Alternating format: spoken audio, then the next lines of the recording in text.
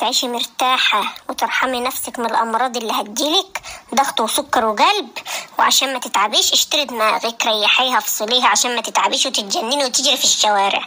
ما تدخليش في نقاش مع أي بني آدم خلقه ربنا مهما كان مثقف وبيفهم. أنا قولي لهم أنا ماليش رأي، ماليش دعوة، ماليش لازمة، ماليش كلمة، ماليش وجود، ماليش علاقة، ماليش ذنب. أيا كان كلامهم والمشوار اللي هم رايحينه، أيوة أنا جاية معاكم أهو، بس مالكيش دعوة بأي حاجة خالص. مخنوقة حبيت تفضفضي، اطلعي روحي اقعدي في مكان ما فيهوش غير 4 كراسي فاضيين ما عليهمش ناس، ما فيهوش صريخ ابن يومين، كرسي تقعدي عليه وكرسي تمددي رجلك عليه وكرسي تحط عليه شنطتك وكرسي تحط عليه خيبتك، واختاري لها كرسي يكون محمل عشان يشيل.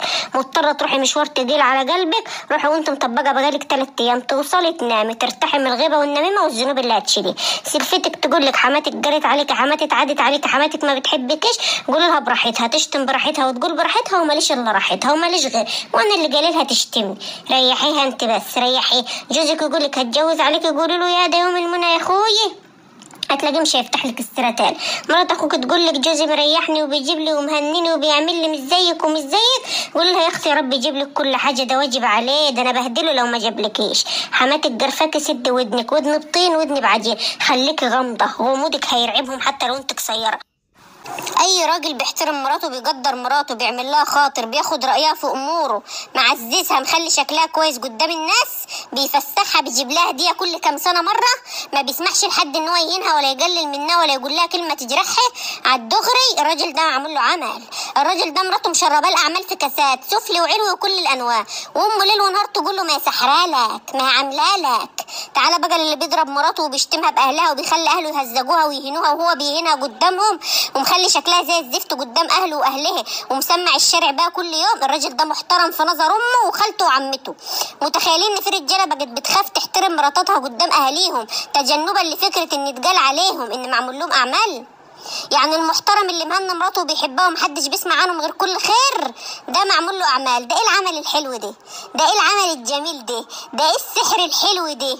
يعني انتوا ما عندكوش مخ خالص؟ يعني السحر خلاه عايش مرتاح وربنا صلح حاله؟ يعني ده مش رضا ربنا عليه؟ ده مش صبر مراته عليه؟ ده مش تعويض من ربنا على صبرها معاه؟ لا ده عمل. واللي بيهين مراته وبيشتمها ابشع الشتايم هو ده الراجل. طب اعملوا له عمل يمكن يصلح حاله. احنا وصلنا لقمة الجهل والجاهلية والله العظيم. احترم مراتك وخليهم كلهم يحترموها، حتى لو قالوا عليك ان معمول لك عمل قول لهم روحوا اعملوا لنفسكم، روحوا اعملوا لنفسكم يمكن نصلح حالكم زي ما حال انصلح كده يا جهلي. بصوا يا اخوان، الناس اللي بتسالني انت بتفطر ايه، ما بفطرش شوفان ولا بطيخ بالبتنجان ولا اناناس بالمش عارف ايه، طعميه، بتنجان مقلي، خيار متخرط، بطاطس محمره، مخلل، جرجير، وبيض مقلي، وفول بالطماطم والفلفل والحاجات دي كلها. اصل انا مش هعمل اكل لعيالي واعمل اكل ليا اهو، نجيب الحاجه قدامكم عشان تبقى ظاهره. هو اكل واحد اللي بيتعمل في البيت. اصل انت مش هتعيشي طول عمرك عامله رجيم ومحرومه. اهو يا جماعه بصوا والله 3 ساعات نص رغيف اهو يا اخواني، نص رغيف من بتاع الفرن. تمام، انا طبعا بوريكم معلش، بس انتوا ما تيجي تاكلوا هتاكلوا طبيعي يعني. اهو معلقتين فول، هاخد طعميايه وهاخد شويه بطاطس، بس انا في الفول جميل والله. استنى، وهاخد حته صغيره يعني، خلاص احنا خلصنا. وهاخد حته بيضه وممكن اخد لي حته بتنجانيه. ده فطاري اهو مع طبق الجرجير كامل متكامل. يبقى ده فطاري مع طبق الجرجير كامل متكامل، مش همد ايدي على حاجه تانية. قايله لي لو ما جبتيش جرجير وانت جايه من الدرس مش هدخلك البيت. ايوه طبعا الجرجير والخيار اهم حاجه في الاكل، احنا مش هنضحك على بعض. ده مع ده يشبعني لاخر اليوم.